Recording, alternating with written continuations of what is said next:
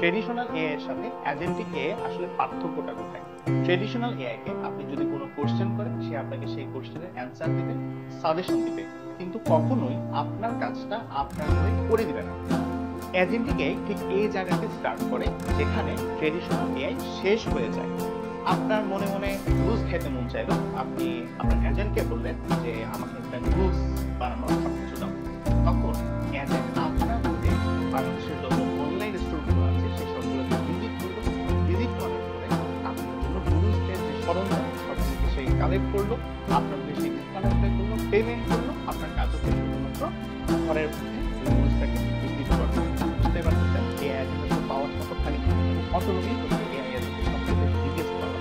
2025 সালের মধ্যে স্যাম অল্টম্যানের মধ্যে এআই এজেন্টগুলো প্রবেশ করতে যাচ্ছে ওয়ার্কফোর্সে।